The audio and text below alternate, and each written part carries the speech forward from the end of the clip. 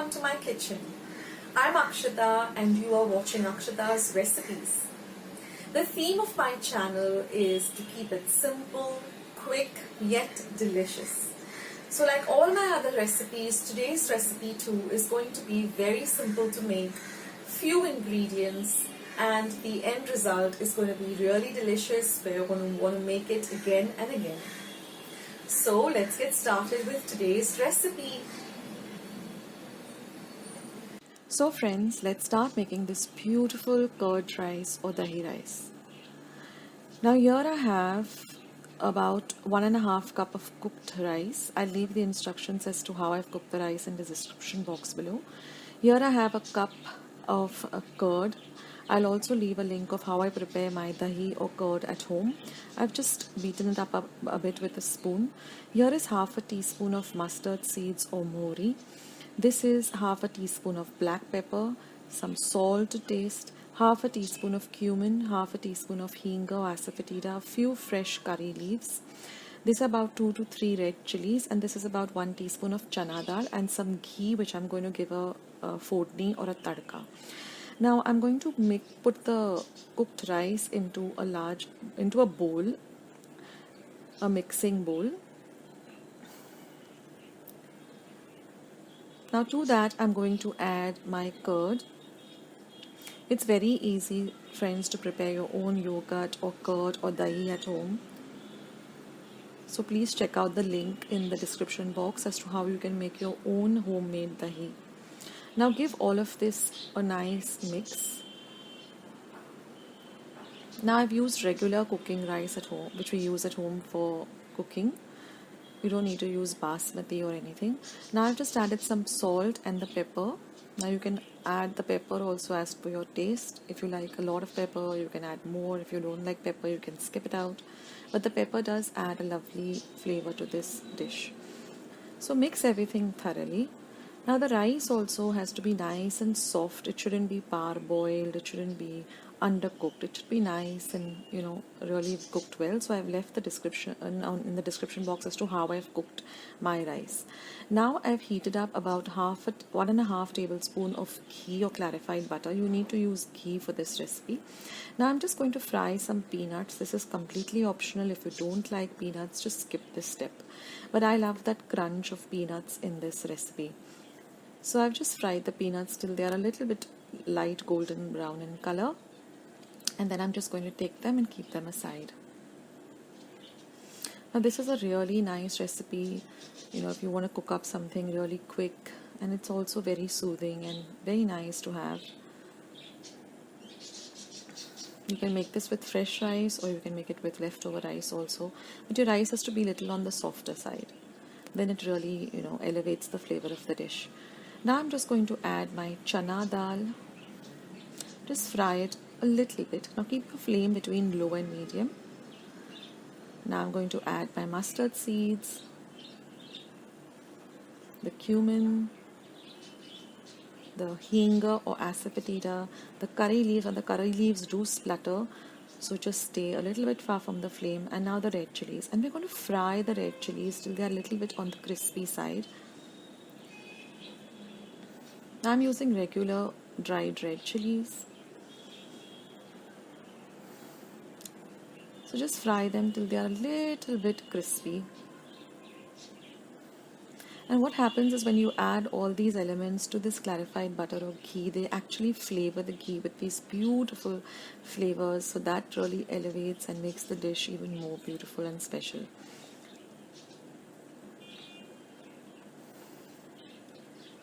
So now you can see that I'm frying the red chilies a bit.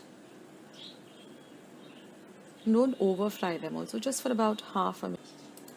And now friends, we're going to add this beautiful tadka that we have prepared to our rice and the dahi mixture. And the aroma in my kitchen is just beautiful at the moment. You have to make this dish to experience it. And now give everything a nice mix so the tadka or the fodni or the tempering actually goes into the rice and the dahi very well and flavors all of it. So give it a very nice mix, be very gentle. And now all we have to do is just make our dish look pretty and really appetizing by decorating it with some beautiful coriander leaves. Garnish it with some coriander leaves, and just bring out the look of the dish, so everyone really feels like digging into it. So decorate it with some, or garnish it with some lovely coriander, some chopped coriander. And now all I have to do is just add this lovely peanuts which I fried. Like I said, it's completely optional, but it does give a lovely crunch to this dish. So add these beautiful peanuts to the dish, and friends, or you're ready to serve this dish. Now you can have the dish right away like this, but I like to serve it a little bit on the chiller side. So I like to put it into the refrigerator for about 5 to 10 minutes and then serve it nice and chilled. I hope you like today's recipe, guys. Give it.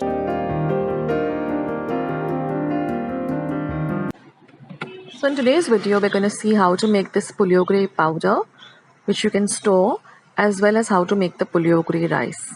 So let's start with the puliyogre powder. Now these are the only ingredients you require. Let's go through the ingredients. Now here I have 1 tablespoon of urad dal or udid dal. This is 1 teaspoon of methi seeds or fenugreek. 3/4 teaspoon of peppercorns, 1 tablespoon of chana dal, 1 tablespoon of coriander seeds or dhania seeds, half a tablespoon of cumin seeds or jeera, 1 teaspoon of mustard seeds, 3 dried red chilies just broken up into smaller pieces, half a cup of sesame seeds or til, and about 2 tablespoons of grated dried coconut. So here I'm going to heat a pan. Now we're going to dry roast all the ingredients on a low to medium flame. So I'm going to first start by adding the urad dal.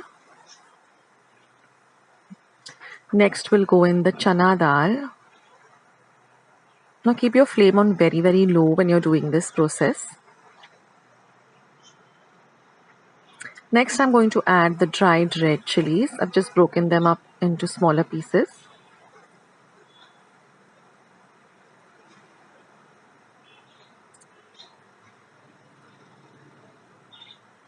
Next I'm going to add the peppercorns,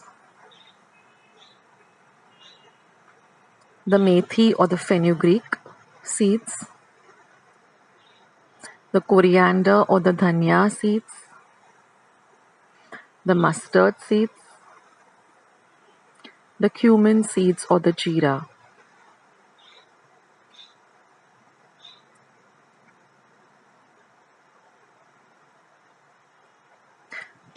So now we're just going to roast this by stirring it in between on a very low flame for about 5 minutes till you start getting the beautiful aroma of all these spices. Now this, once you grind this after adding, the remaining ingredients, which is the dried coconut and the sesame seeds, you get about, half a cup of this puliyogre powder. But for our puliyogre rice, we're just going to use about a tablespoon or maybe, 2 to 3 teaspoons, depending on how much rice you have and how much you want to make. So this makes about half a cup. And this puliyogre powder is so flavorsome. Anyway, right now I'm adding the sesame seeds. So I've just put all the other spices at the side on a low flame still, and I'm just roasting the sesame seeds. They'll start to pop.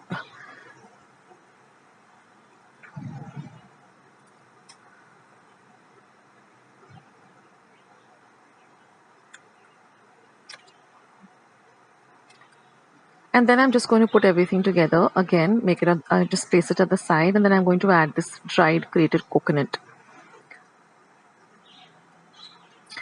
So, like I was saying, we're not going to use the entire powder that we're going to grind, because this puliyogre powder is very, very flavorsome. And once you make it, you'll see how strong the aroma is and the taste is. So, we're going to add just about 2 to 3, teaspoons, or 1 tablespoon at the most, for like 1 cup of rice, like I'll show you in the recipe. So you can make this and store this, and if you want to make more, then just double the quantity of all the ingredients I've shown you. So you'll get about 1 entire cup of this puliyogre powder. Now this puliyogre powder should be stored in a very clean and dry glass bottle or a steel bottle, and you don't need to keep it in the refrigerator. You can keep it in a cool, dark place like your pantry or your spice cupboard. It doesn't need to be refrigerated. So now I've done with the roasting, and you can see that all the spices have been nicely roasted. Do keep an eye on it. Don't just leave the pan unattended, because then the spices will burn, and when the spices burn, they just don't give a very good taste. They become very bitter. So now we're going to let this completely cool, and I'm going to be grinding it in my mortar and pestle, but you can definitely grind this in a dry grinder or in your normal mixer. Just ensure that the mixer is completely dry. So when I'm grinding it in my mixer, I wipe the mixer completely clean, and I like to keep it in the sun for about at least half an hour, so that it gets completely dry. Whenever I'm doing grinding any dry spices or any dry powders. Now I love grinding these masalas in my mortar and pestle, and first of all, it gives a very different as you're grinding it, it gives you a beautiful aroma of all the spices being crushed up. So I love to do this whenever I'm making these masalas or powders, and if I have the time on hand, either listening to my favorite music or listening to my favorite podcast. And this even takes me back to my childhood. So in my ancestral house in Goa, we used to have a stone like this, which was 10 times the size of what you see now. It was a huge thing, and I think it's called Ragda. And I was assigned the duty of grinding all the masalas for the fish curries or the chicken shakuti. So my grandmother used to give me all that, and with fresh coconut. And we had this rogdo in one little corner of the kitchen, and it was very close to our kitchen well. And I used to love sitting over there and doing this. It used to take me almost like an hour, because my grandmother was very particular, and she used to like the masala paste to be very, very fine. So I love doing that, and then just doing this brings back those memories. So whenever I have the time on hand, I either grind in this, or I have the flat masala stone, and I love grinding chutneys on that. I mean, if you grind masalas on stones, like this, it just gives you a different flavor altogether. Some chutneys, or some like rechard masalas, I love grinding them on the masala stone. So I just thought I'd share this with you. Anyway, so this is our puliyogre powder, and after grinding it really fine, it took me about 10 to 15 minutes, but I enjoyed the whole process. And this is the puliyogre powder. So we want it to be very, very fine. And now I'll show you how to make this puliyogre rice. It's an amazing, very, very quick recipe. So now again, I'm going to keep a pan. I'm going to heat my pan up. I'm going to add about a tablespoon of oil.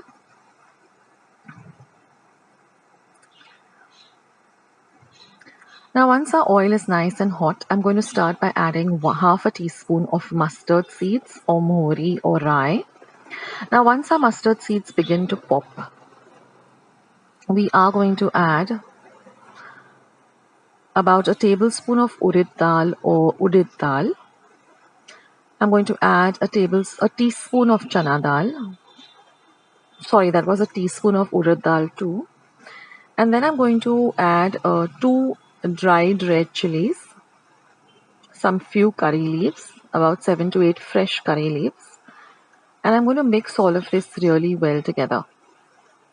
Don't worry friends, all the ingredients are going to be in the description box below. Now I'm going to add about 1.5 tablespoon of raw peanuts, and we're going to fry the peanuts really well till they, the peel of the peanut becomes a darker brown color.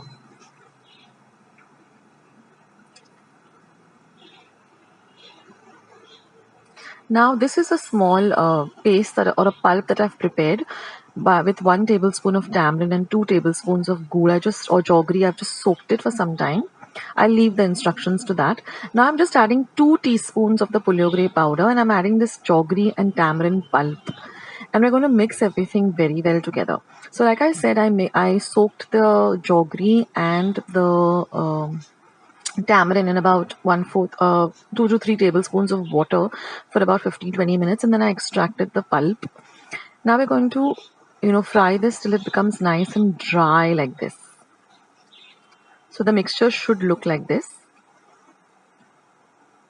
And now I've just cooked about 1 cup of rice, and I'm just going to add that. So this is a nice dish for even leftover rice. If you just want to make something, this is an amazing recipe. And this puliogre powder has a very long shelf life too. It lasts for about 2 to 3 months if you store it well. And whenever using the powder, also you try to use a very dry spoon. And now just mix everything really, really well together. This rice is a very different kind of a taste. It has a sweet, sour, and now of course I'm going to flavor it with a little bit of salt. So it has a sweet, sour, tangy, spicy, a blend of all the flavors. And now that I've mixed the rice really well, I'm just going to turn off the heat. And now all we have to do is just garnish it with some finely chopped fresh coriander. And our puliogre rice is ready. So I hope you liked today's recipes. Do give them a try and do leave your comments in the comment section. I'd love to hear from you. I'll catch you in my next video. Take care, guys. Bye.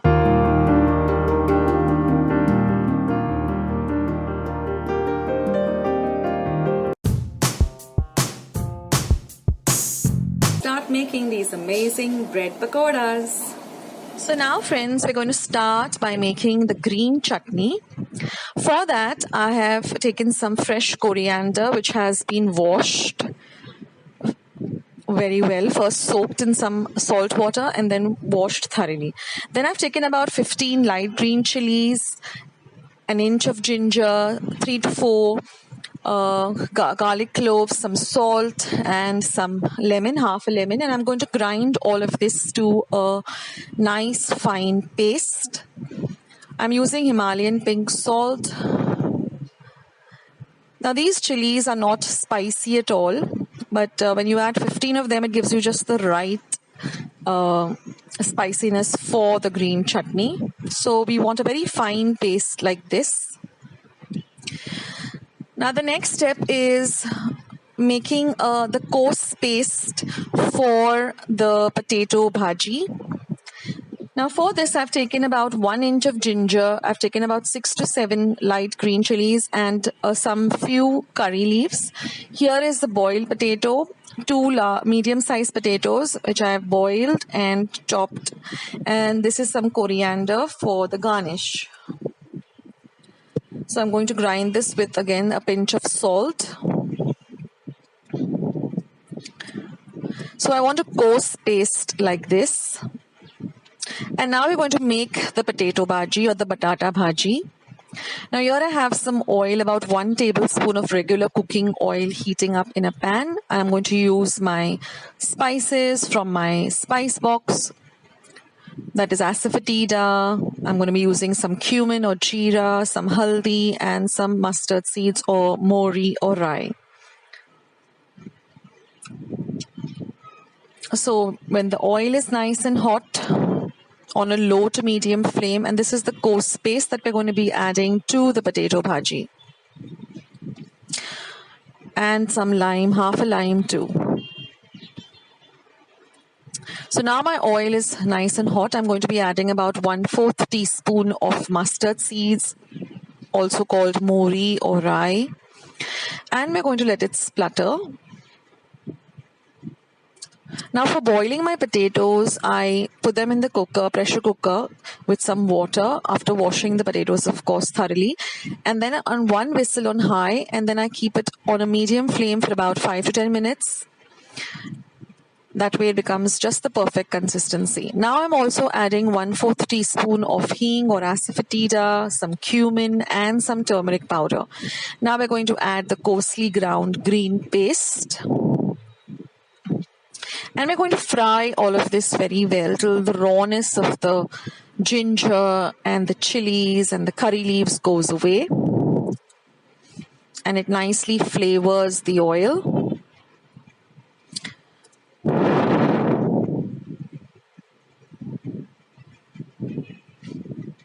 Now, one tip I like to give over here is, it's always good to just boil about 2 small potatoes or 3 small potatoes and keep them in your refrigerator because they really are so handy. You can make potato parathas, you can make potato bhaji, you can make some patties, you can make pav bhaji.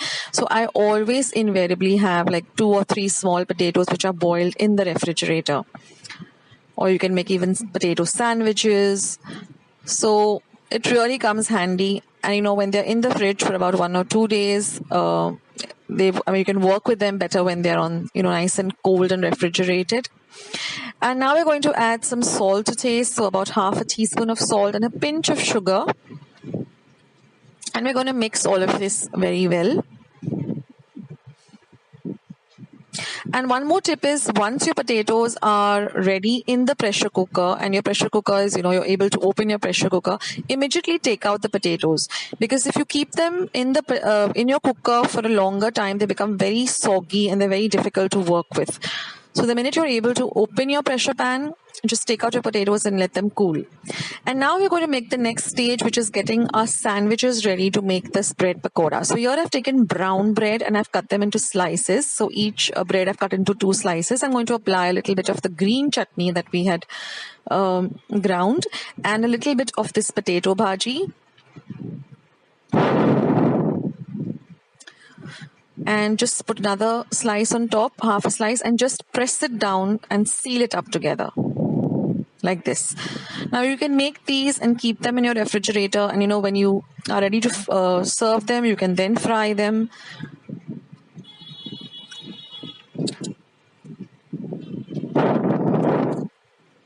This is such a great snack during the monsoons. It's also a great tiffin idea, or if you have unexpected guests, you can just put this together.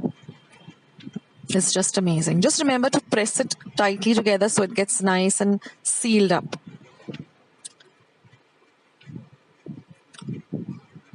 So in this way, I've prepared all the sandwiches. And now we're going to make a batter. I have my oil heating up. And I've taken about 1/2 a cup of chickpea flour or besan. I'm going to add a little bit of hing, halad or turmeric powder, about 1/4 teaspoon, a little bit of salt. And now by adding a little bit of water, I'm just going to whisk everything together. We are looking for a thick batter, something like a dosa batter. We don't want a very runny batter. So I've added about 1/4 cup of water to 1/2 a cup of besan or chickpea flour. Now, one trick which I learned from my mother-in-law is, when you're making bhajis or batata vada or these pakodas and you want them to be crispy, all you need to do is once your oil is hot, just add about a teaspoon or 2 of that hot oil into this batter and mix it up well. That will really give you the lovely crispy flavor you're looking for. Then keep your tissue ready to drain out the excess oil. Now my oil is nice and hot, so just coat these ready sandwiches which we have prepared with this batter and then deep fry them till they're nice and golden brown. Remember to fry them on a low to medium flame. That way they get evenly cooked. If you go and use a high flame, then only the outside of the sandwich will get cooked and everything inside will be raw and soggy. So always cook on a low to medium flame. And once both the top and the bottom are done, just try to seal up the sides too.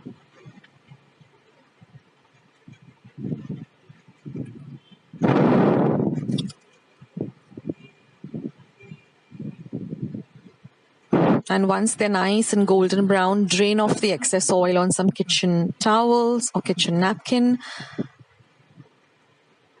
This goes amazingly well with some tomato ketchup or some lovely green chutney at the side, or just by itself with a hot cup of tea or coffee. So I hope you liked today's easy, rainy or monsoon recipe, and I hope you try it out. This is an ideal tea time or anytime snack too. Let me know if you all prepare your bread pakodas in any other way. I would love to learn and love to know. If you'll have tried out this recipe and liked it, then please leave your comments in the comment box below. Do not forget to give this video a big thumbs up, and do not forget to subscribe to my channel. Spread the word about Akshata's recipes with family and friends. And to the ingredients. Now here I have 1 ripe banana. This is 1 cup of whole wheat flour, the flour that we use to make our chapatis, not the maida. This is about 4 tablespoons of dahi or yogurt, which is homemade. I'll leave a recipe of how I make the curd at home. This is about 1/4 cup of sugar. You can use it as per your taste. You can lessen it or increase it. This is 1 teaspoon of sof or fennel seeds. Half a teaspoon of baking soda. This will help the buns rise. 1/4 teaspoon of turmeric powder or haldi, and half a teaspoon of ova or ajwain. Even this elevates the taste, and just a pinch of salt. So now I've taken a bowl and I'm going to peel the banana. The banana has to be a little bit ripe, not raw at all. And now we're just going to mash it up with a fork. It doesn't have to be overripe. It just has to be ripe that you can eat it. Now mash it up well with a fork. Now I'm going to add half the quantity of the sugar. And I'm going to mash it up well.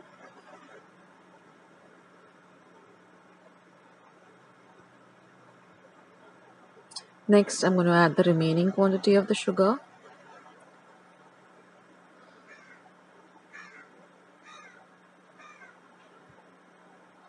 Then just a pinch of salt.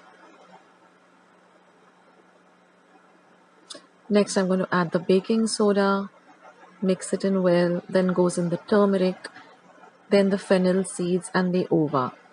So now mix all of this really, really well. And now we're just going to do a taste test just to see if we need to adjust the salt, the sugar. I needed to add a little bit of sugar, so in total I added about 1/4 cup of sugar. Next I'm going to go with the curd.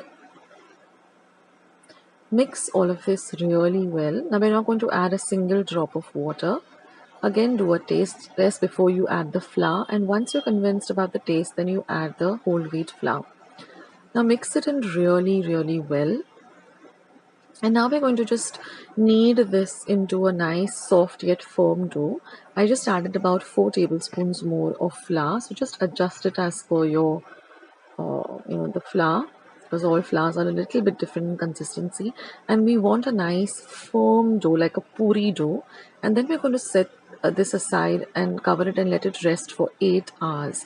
It's very important that you keep it aside for 8 hours. You can refrigerate it also for 8 hours, or just keep it in a nice cool dark place. Now after 8 hours, everything has come together and it is set really well. And now I'm just going to make small line-sized balls. Now with 1 banana and 1 cup of whole wheat flour with just about 4 tablespoons more, I got exactly 15 sweet buns. So now I've kept some oil for heating, about 2 cups of oil for deep frying. Now I'm going to roll out the balls. And as I roll them out, I'm going to then keep a plate or a thali at the side and place them, a little apart from each other so that they don't stick to each other. So just place them on the thali so that you have all your puris ready before you start frying, so you don't have to concentrate on the rolling out of the buns and the frying. So keep them all ready. And then all you have to do is just deep fry them on a low to medium flame till they nicely puff up like this and become golden brown in color. So when you're frying them, just keep an eye on them. Don't let them get burned. Don't let them get absorb too much of oil. So just immediately when they puff up, just turn them around and then put them on some tissue so that all the excess oil gets drained up. Now your oil has to be really nice and hot for them to nicely puff up.